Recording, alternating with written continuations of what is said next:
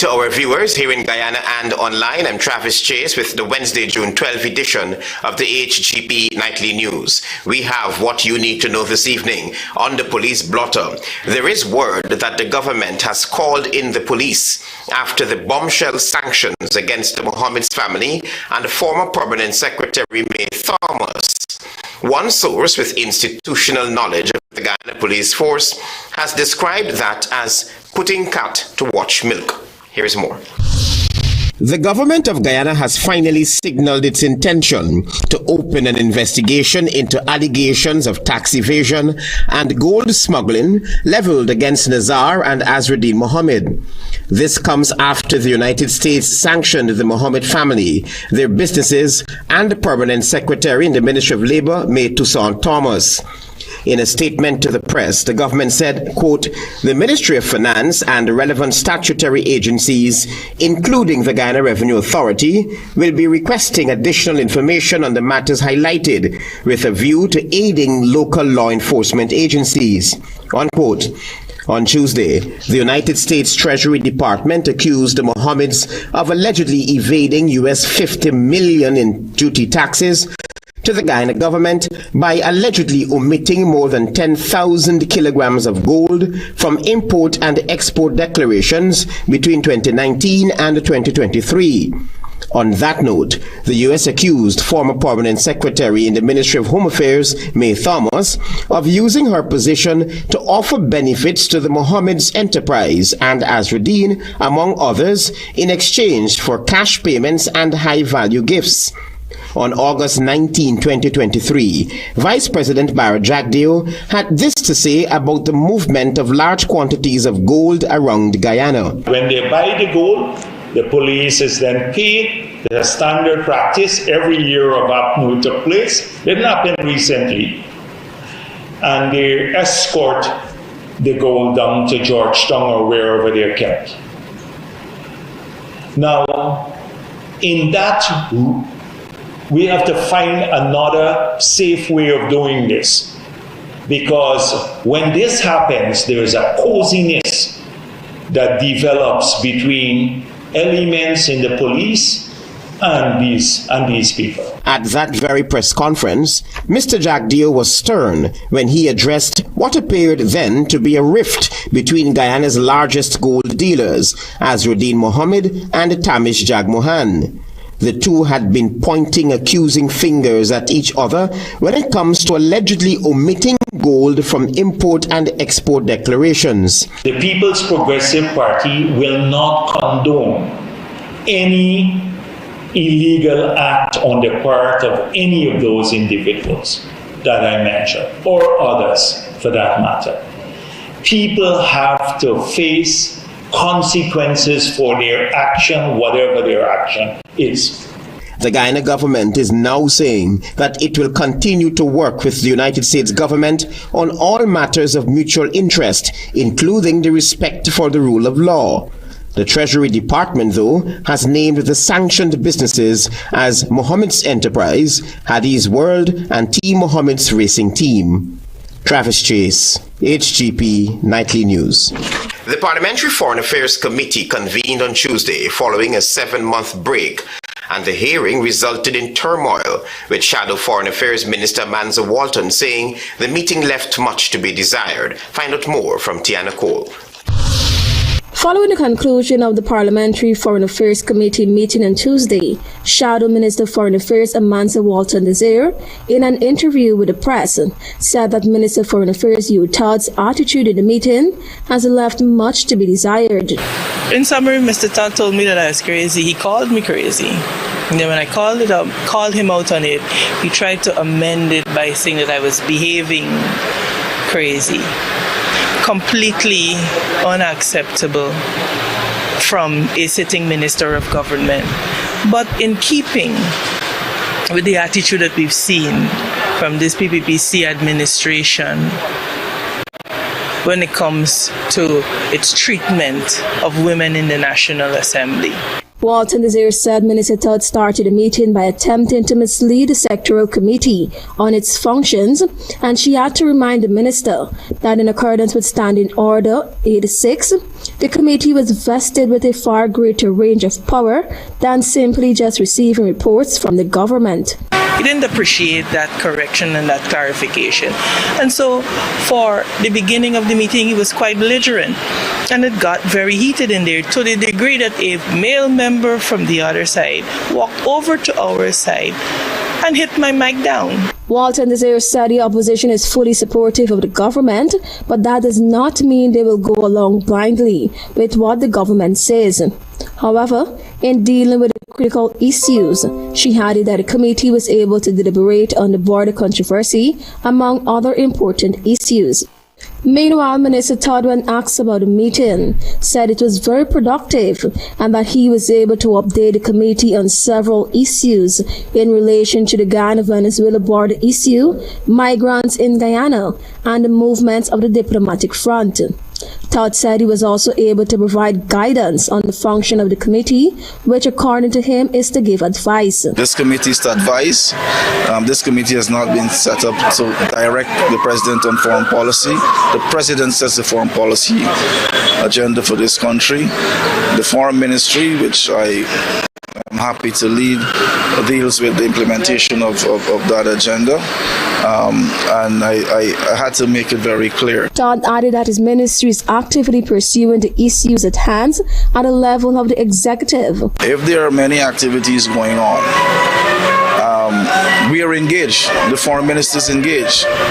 So I have been engaged in many activities dealing with those I should say incursions, and I'd like to say violation of our sovereignty and territorial integrity. I'm engaged in that with the executive. That is where I'm supposed to be. Tianako reporting for the HGP Nightly News. You will hear now that the Guyana Defense Force on Tuesday commissioned the GDF's Shahood, which will enhance the country's defense capacity against imminent threats. Antonio Day reports. On Tuesday, while commissioning the Guyana Defense Forces marine vessel, Shahood President Irfan Ali stated that the vessel will ably support the country's defenses against any external threats, even as Guyana is working towards enhancing its diplomacy. We recognize that these diplomatic endeavors must be complemented by a robust and responsive defense capability. While we maintain strong diplomatic ties and seek peaceful resolutions to conflicts, we must also be prepared to take decisive action to protect our sovereignty and territorial integrity, and be prepared in conjunction with our partners and their capability. Notably, the vessel was commissioned in memory of Colonel Michael Shahood, who along with 4 other servicemen perished in a tragic helicopter crash last year in Arau Region 7. The Commander-in-Chief noted that the nation's security strategy does not hinge on the support of external forces alone. According to the President, although Guyana has regional and international partners, the country remains cognizant that its defense is its responsibility. United States Ambassador to Guyana, Nicole Theriot, announced that the U.S. government has announced $1 million for the maintenance of the GDFS.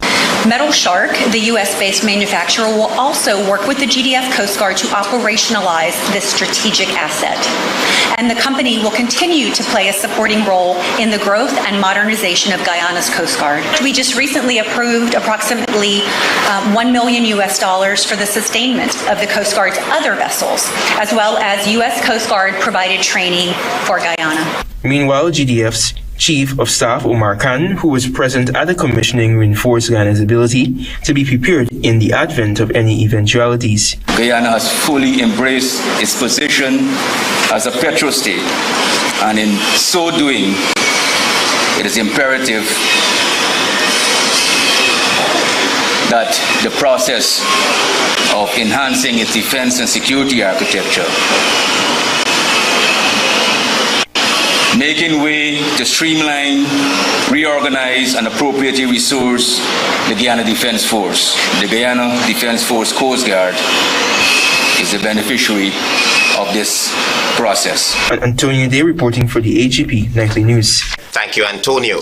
Senior counsel and member of the People's National Congress Reform, Rosedale Ford, who is also vying for the party's top position, believes that the PNCR must fully mobilize in order to properly represent the people of Guyana. Daisy Richards is on this story.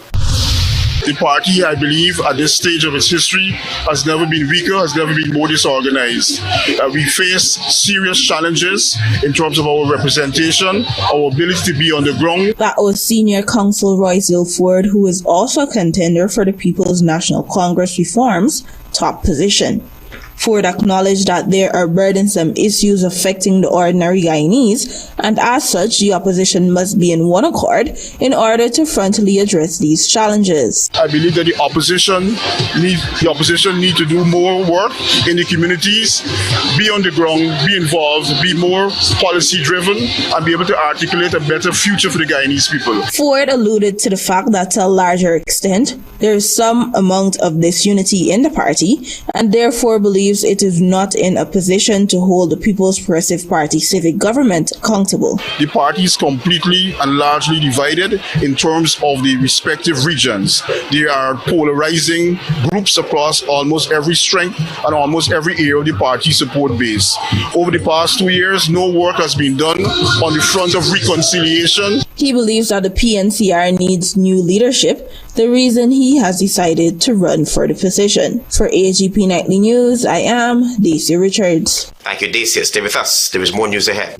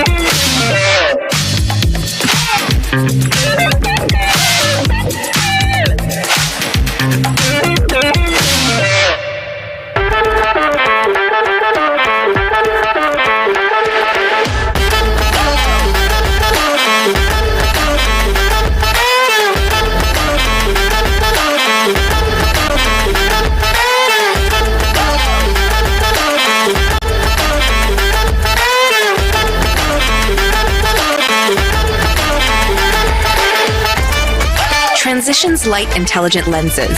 Pick your color. Choose your style. Available at Optique Vision Care.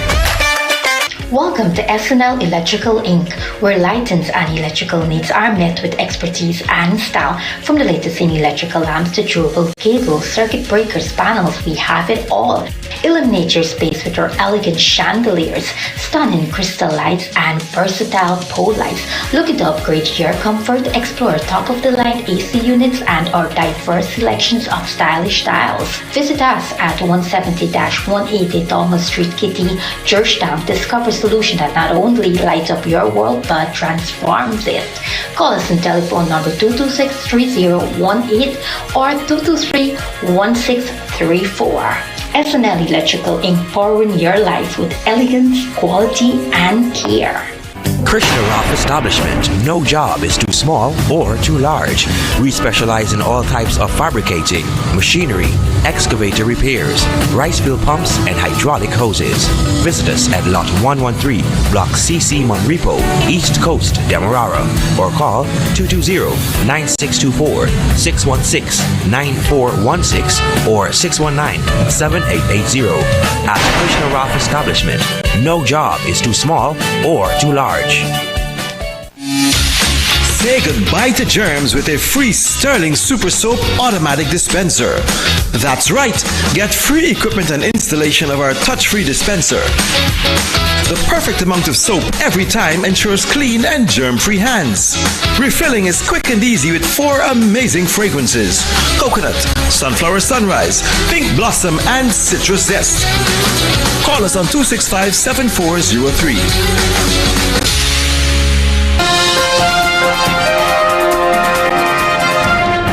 Welcome back to the HGP Nightly News. You need to know that the Guyana Power and Light is yet to operationalize all 17 generating sets at the Columbia plant.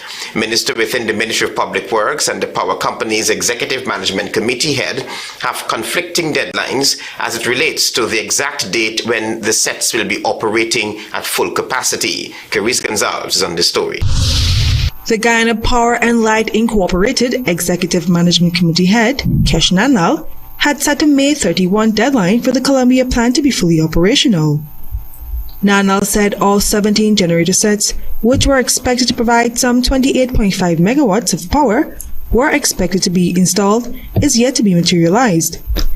15 of the 17 generator sets are currently generating 20.8 megawatts, and Minister within the Ministry of Public Works, Deodat Indar, during an exclusive interview with 90 News, contradicted Nanlal's statement, saying the 2 remaining engines are yet to be commissioned. 15 are on bars, meaning they're producing power to the grid. The 16th engine is on standby and can be placed on bars, but they have to do some work there to incorporate the 16th engine. The 17th engine, from my understanding, is not being fully commissioned as yet. Fuel tanks as well as not being commissioned as yet. They're not completed as yet. That is the status on the Columbia substation. However, during the 16th meeting of the Sectorial Committee on Economic Services, Nanda mentioned that out of the 209 megawatts available under the Marara-Berbice interconnected system, 2 engines at the Kingston plant are currently not functioning. He had set a May 31 deadline for the completion. In contrast, Minister Indar reiterated in a separate statement that the deadline is by the end of June, as the engines are not yet operational and require fixes. The 2 engines that went down when we had the problem, one of them should be back up already, right? The other one, the crankshaft issues, the crankshaft has not yet been received in the country. The other engine, which was down because of the bearing issue, a main bearing issue, that engine is about 95% completed. One of them, with the main bearing problem, that one should be up in another few days, and the other one, with the crankshaft, that damage, we have not yet received the crankshaft in country. A crankshaft is something that you don't really get easily for these old engines. However, when the first of the 2 engines at the Kingston plant is operationalized, some 20 megawatts will be added to the national grid. I am Carice Gonzalez reporting for the HGP Nightly News.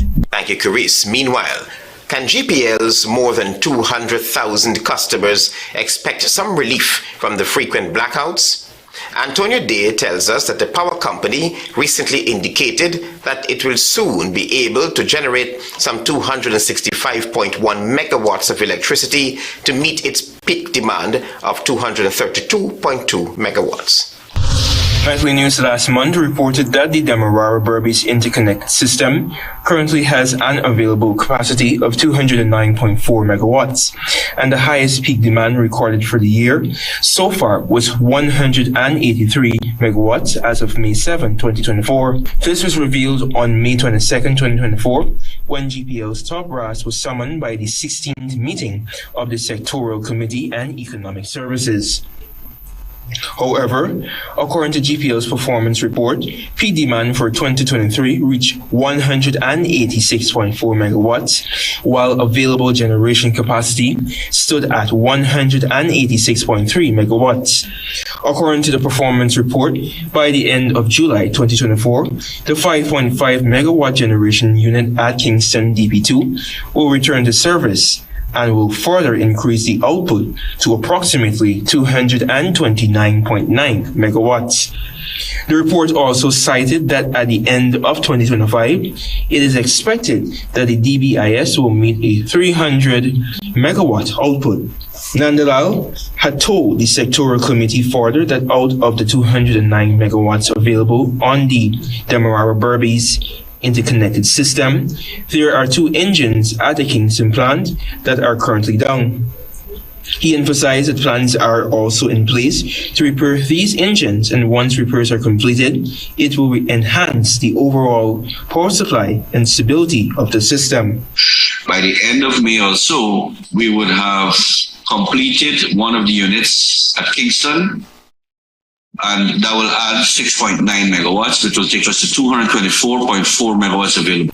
Antonio Day reporting for the HGP Nightly News. In a significant move, the Ministry of Health took concrete steps to address the long-standing issue of hepatitis C countrywide with the launch of a national hepatitis C roadmap. Chris Gonzalez reports. The Ministry of Health on Wednesday launched its national hepatitis C guidelines at the ministry's Brickdam location. Minister of Health Dr. Frank Anthony, during the launch, pointed out that despite challenges associated with cost for medication, the ministry has received noteworthy support from the Pan American Health Organization, PAHO, and is now available to supply medications and treat patients in a timely manner. We have been able to source them, I think, for somewhere to $127 US per patient.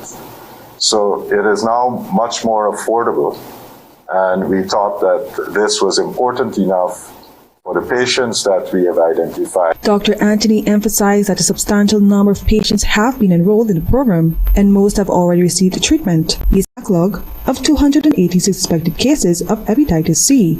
The ministry prioritized testing, diagnosis, and treatment with a focus on resolving the backlog. Notably, over 35 confirmed cases of hepatitis C had already been identified.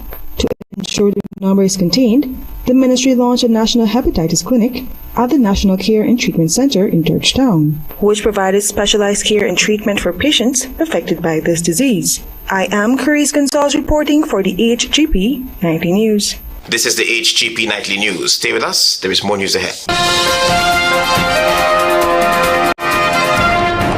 Planning a cleanup? We can help. Sevon's Waste Management skip bins can be provided for home renovation projects, yard cleanup, or construction project. It's simple. Step 1, give us a call. Step 2, we put down the bin. Step 3, load it up with all of your junk.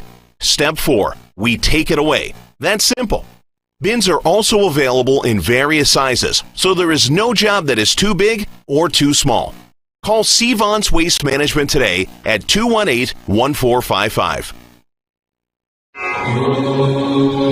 Number 1 world famous astrologer and psychic, Astropandit Ishwar. Astrology prediction is God's gift, passed down from generation to generation. He is specialized in the removal of black magic, negative energy, bad luck, voodoo, evil spirits. Your worries end here. Special guidance for broken relationships, husband and wife disputes. Expert in bringing back loved ones. Business problems, sexual problems, children's problems, family problems, health problems, domestic problems, and many more. 100% warranted result. All matters private and confidential. Call or WhatsApp now for book on appointment. And all religions are welcome. Crispy, creamy, what a catch. So tasty. What a catch. With a caramel center. What a catch. And so much chocolate. Ooh, yeah. First it's crispy, then it's creamy. With so much chocolate, smooth and milky. And when you go a little deeper, you find caramel. Ooh, yeah. What a catch. Oh, what a catch. You know we love you. What a catch. Oh. First it's crispy, then it's creamy. What a catch. Smart Minds Educational Institute, offering preschool, nursery, and primary levels. Finally, a school that is every parent's dream. Located at 69 Crow Street, offering academic excellence, trained qualified teachers, small class sizes, personalized care, and one-to-one attention for your little ones. So if your child is for preschool, nursery, or primary level, come to Smart Mind, located at 69 Crow Street, or call 231-4885 or 600-9229 to enroll now.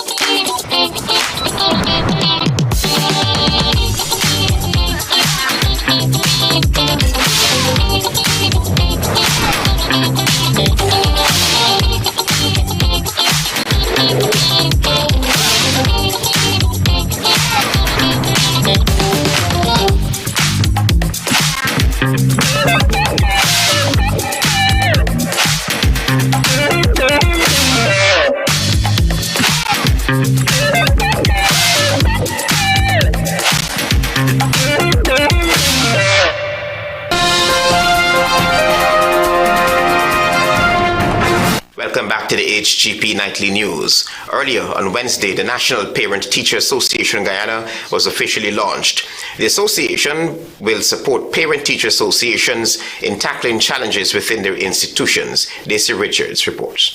The National Parent-Teacher Association Guyana, PTAG, was launched on Wednesday. It seeks to support parent-teacher bodies nationwide from nursery to secondary while uniting regional and sub-regional groups. President of the PTAG, Michelle Fraser, highlighted that the idea was to deviate from norms associated with PTA bodies and expand its scope through supporting struggling students and parents. I learned the true potential for the scope of the PTA and witnessed the effects of supporting parents, teachers, and students. The COVID-19 pandemic underscored the critical importance of a strong parent-teacher participation. She highlighted that as a parent who lived through the experiences of the COVID-19 pandemic, PTAs within her children's schools were a lifeline that provided support and resources to communities. After being established in July of 2021, the PTAG president highlighted that the body is prepared to engage every school PTA across Guyana. This launch is the start of our work. It's going to be a long road because there are many PTAs out there, and we have to engage all of them. It will begin at the regional level and then peter down to the individual level. The National Parent-Teacher Association Guyana has set out to review systems, empower members, and help with children's welfare. They have also vowed to work with the Ministry of Education and other stakeholders to shape educational outcomes. For HGP Nightly News, I am Daisy Richards. Thank you, Daisy. The Local Employment Readiness Program, geared at targeting students who have successfully completed their secondary education, continues to benefit from ExxonMobil. Hear more from Antonio Day. In its annual 2023 annual report, the oil conglomerate highlighted that it partnered with specialists in sustained youth development and research to bring for the 6th year a job readiness summer camp to Guyanese youths exiting secondary school. ExxonMobil Guyana Limited, EMGL, deemed the program successful as last year it expanded to Region 9, Upper Takatu, Upper Essequibo. The company said that 242 youths from Regions 2, 3, 4, 6, 9, and 10 benefited through training and links to livelihood opportunities. Exxon highlighted that the Greater Guyana Initiative commissioned a study which found that approximately 50,000 additional skilled workers will be needed across 5 sectors between 2023 and 2028. According to EMGL, the study provided cross-cutting recommendations for key stakeholders in government, industry, and donor community to enhance and strengthen labor market outcomes and lay the foundation for effective interventions at the sector level. The results of the survey were disseminated to participating stakeholders in December 2023. With over 6,200 Guyanese workers supporting the activities of EMGL and its contractors by the end of 2023, Guyanese represented nearly 2/3 of the company's overall workforce supporting oil and gas activities in Guyana. Also in its annual report, EMGL noted that in 2022, the accumulated profit was $29.4 trillion. While the total comprehensive income for the year 2022 was $577.7 trillion.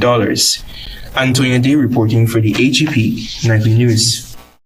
To end our lead stories, while the Labour Ministry would have received some 912 complaints from employees in 2023 and 32 matters were filed in the Georgetown Magistrates Courts, a revised Labour Act will see stiffer penalties for violators. Find out more from Tiana Cole.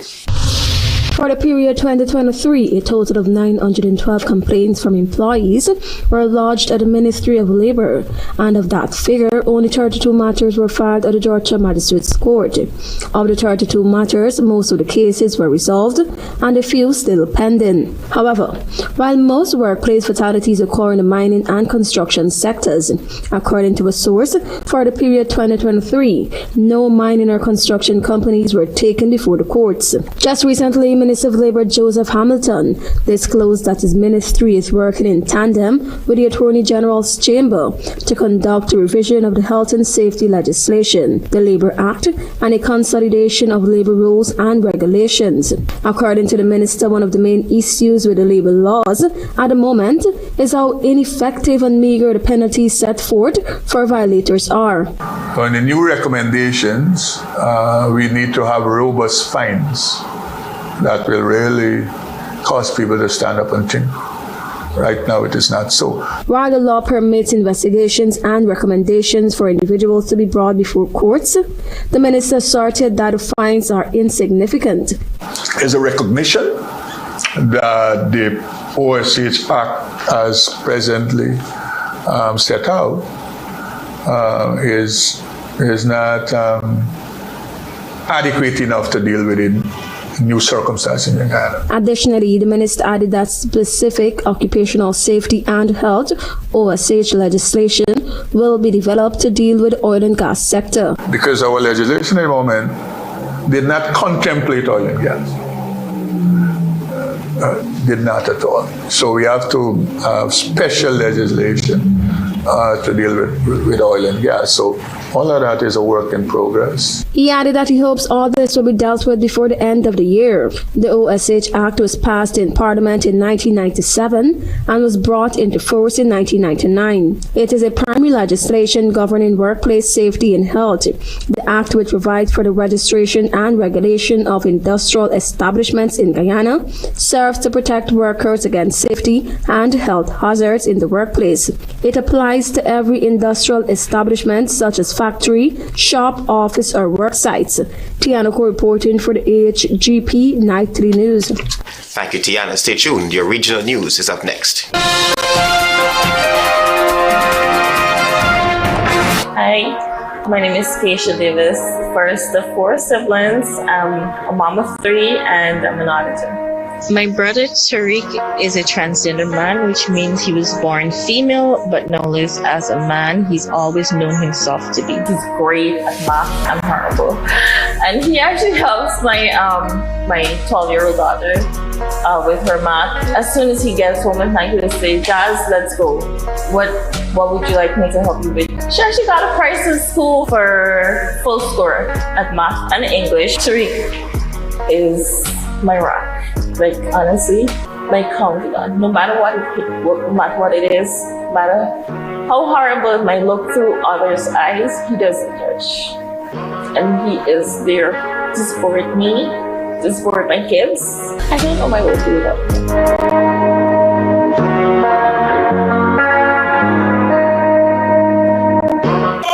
All the big bands, all the big names from all around the world.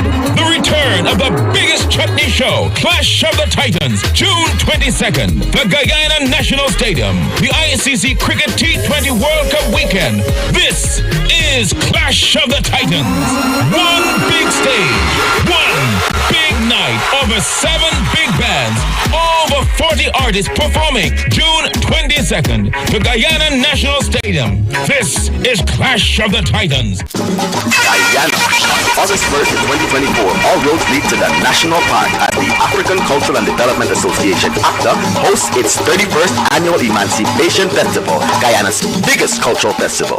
Come celebrate our collective African heritage with African food, dance, fashion, history, storytelling, sports, and much more. Gates open at 10 a.m. sharp.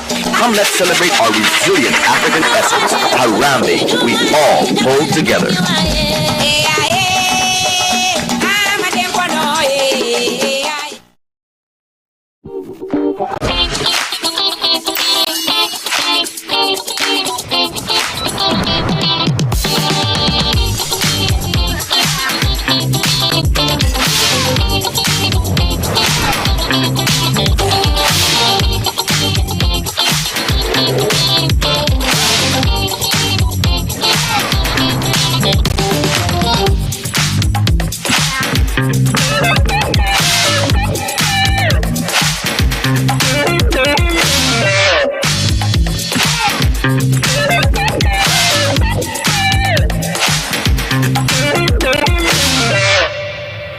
Step right into the vibrant heart of Guyana with HGPTV's freshest series, Inside Culture. Dive deep into the pulsating core of our spirited nation as we unravel the captivating stories embedded in our arts, music, sports, and beyond. A journey to nurture your soul and celebrate our rich heritage. Join us on HGPTV, where Inside Culture brings you closer to the heart and soul of Guyana, airing Wednesdays at 7:30 p.m. and rebroadcasting on Sundays.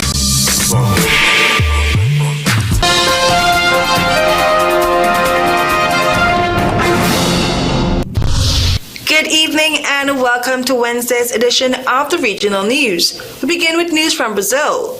The Director General of Brazil's Federal Police said that 3 ongoing probes into far-right former President Jair Bolsonaro are expected to conclude by next month, the final step before deciding whether to formally accuse him of crimes.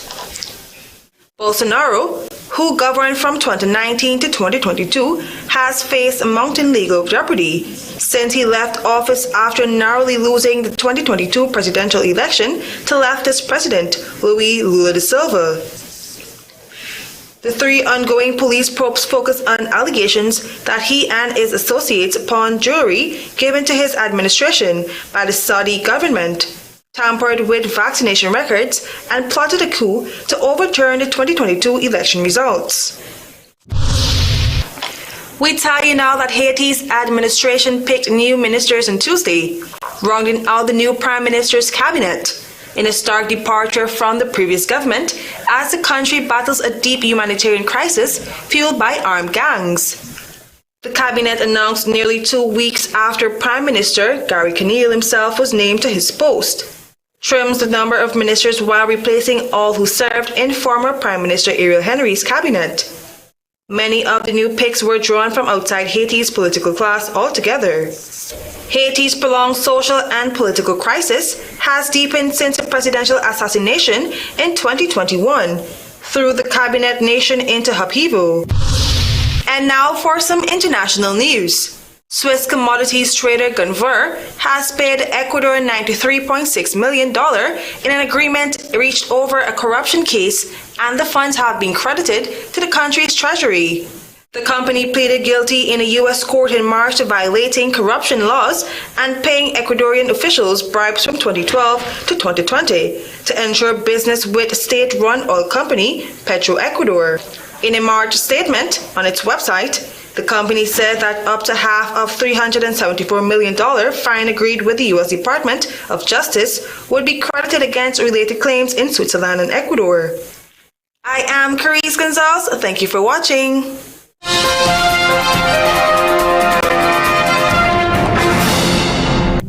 Government opens probe against the Mohammeds. Local police called in. Major turmoil between government and opposition during Parliamentary Foreign Affairs Committee sitting. Roysdale Ford intends to unite PNCR as he contends for party's top leadership position. And National Parent-Teacher Association launched. Those are our major headlines. For these stories and more, please go to our website. It's www.hgptv.com. I'm Travis Chase. Thanks for watching. Goodbye.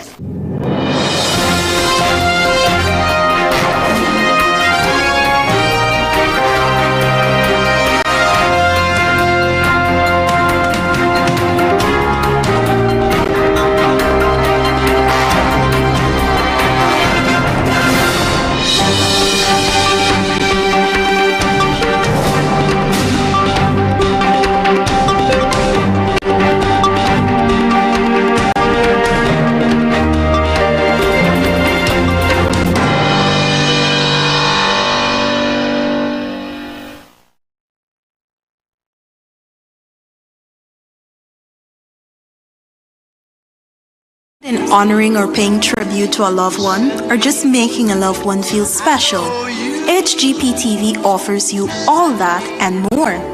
Air your birthday greetings, death announcements, and wedding anniversaries on HGPTV today.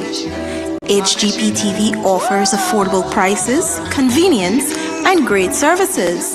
Call us on 220-3660 or email us at sales@hgptv.com.